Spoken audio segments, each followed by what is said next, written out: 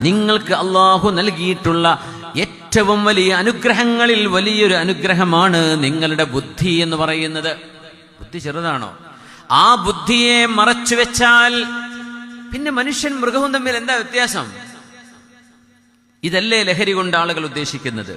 ഇതിൽ മനുഷ്യർക്കിടയിൽ, മക്കൾക്കിടയിൽ, വിദ്യാർത്ഥികൾക്കിടയിൽ വിതരണം ചെയ്യുന്ന കച്ചവട താൽപ്പരക്കാർ, അവർക്കറിയുമോ ഇതിന്റെ പിന്നിൽ പ്രവർത്തിക്കുന്ന മാസ്റ്റർ മൈൻഡ് കേവലം പൈസ മാത്രമല്ല, കാശുണ്ടാക്കാൻ മാത്രമല്ല. ഇത് മനുഷ്യനെ ഇതിന് അഡിക്റ്റാക്കി കഴിഞ്ഞാൽ പിന്നെ മനുഷ്യൻ അവനെ കൊണ്ട് എന്തും ചെയ്യിപ്പിക്കാൻ പറ്റും. അവന് പിന്നെ മതം വേണ്ടെന്ന് പറയും. ഈ ലഹരിക്ക് കയറുന്നവരാ പിന്നെ അങ്ങനെ പോവാ, ഞാൻ എക്സ് മുസ്ലിം ആയിരുന്നു ഇപ്പം അല്ല എന്നൊക്കെ.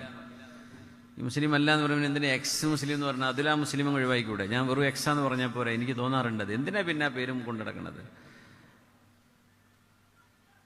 ലഹരി അങ്ങ് കയറുമ്പോൾ ഇതിന് ലൈസൻസ് കിട്ടുന്ന എല്ലാം അവർ ചേർത്ത് പിടിക്കും. അതിനെ എതിർക്കുന്നതിനെ എല്ലാം അവർ എതിർക്കും. ഇതിനെ ഇങ്ങനെ എതിർക്കുന്ന ലോകത്തെ വിശുദ്ധ മതങ്ങളിൽ ഇസ്ലാം മാത്രമല്ല ഇങ്ങനെ എതിർക്കുന്നുള്ളൂ. ലഹരി ഇസ്ലാം മാത്രമേ ഉള്ളൂ ഇങ്ങനെ ലഹരിയെ എതിർക്കുന്നത്. മറ്റു സെമിറ്റിക് മതങ്ങളിൽ അത് ഹറാമാണ്, പക്ഷേ പ്രാവർത്തികമായി നോക്കുമ്പോൾ അത് കാണുന്നില്ല.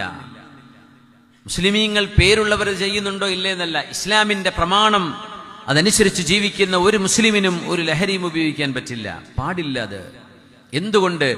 മനുഷ്യനെ മനുഷ്യനാക്കുന്നത് ബുദ്ധിയാണ്. ആ ബുദ്ധിയെ മറച്ചു വെക്കുന്നതെല്ലാം ഹറാമാണ്. നിങ്ങൾ ഒരിക്കലും ചെയ്യരുതേ എന്ന് ലോകത്തിന്റെ ഗുരു നമ്മളോട് പറഞ്ഞതാണ്. സംഅൻ വതഅതൻ ലിറസൂലില്ലാഹ്, സംഅൻ വതഅതൻ ലില്ലാഹ്. അല്ലാഹുവിനെ പടച്ചവൻ പറഞ്ഞത് കേൾക്കുകയും അനുസരിക്കുകയും ചെയ്തു റബ്ബേ. അവിടെ അവസാനിച്ചു ഒരു മുസ്ലിമിന്റേത്. നമ്മൾ ഈ പറയുമ്പോഴേ മദ്യപിച്ച് യുദ്ധങ്ങൾ ചെയ്ത ആളുകൾ, ഇംറുൽ ഖൈസ് എന്ന് പറഞ്ഞ കവിയെ കുറിച്ച് കേട്ടിട്ടില്ലേ?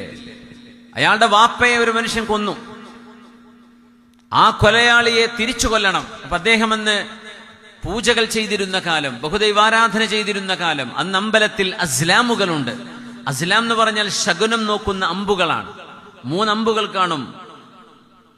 ആ അമ്പിൽ ഒന്നിൽ ഇഫ്അൽ, ചെയ്തോ എന്ന് പറഞ്ഞാൽ എന്റെ വാപ്പാനെ കൊന്നാളെ തിരിച്ചു കൊല്ലണോ? ആ പോയി കൊല്ല്. ഒന്നതായിരിക്കും ഇഫ്അൽ.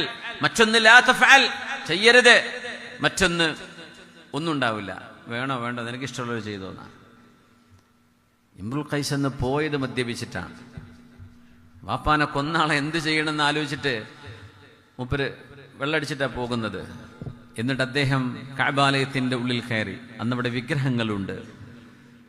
അമ്പെടുത്തു. നോക്കുമ്പോ ലാ തഫ്അൽ, എന്റെ വാപ്പാനെ കൊന്നാളെ കൊല്ലാൻ പറ്റൂല എന്നാ. ആ അമ്പ് കിട്ട് വളച്ചു പിടിച്ചിട്ട് അയാൾ ചോദിച്ചു, എന്റെ വിഗ്രഹമേ, നിന്റെ വാപ്പയാണ് ഇവിടെ കൊല്ലപ്പെട്ടതെങ്കിൽ നീ ഇത് പറയുമോ എന്ന് ചോദിച്ചു. എന്നിട്ട് പോയി കൊന്നു.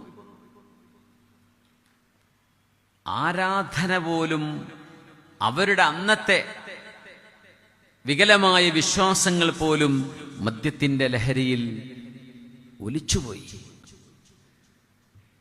മാഹാമറൽ അഖൽ, മനുഷ്യന്റെ ബുദ്ധി, ഇത് മനുഷ്യൻ ലഭിച്ച അത്ഭുതങ്ങളിൽ വലിയൊരു അത്ഭുതമാണ്.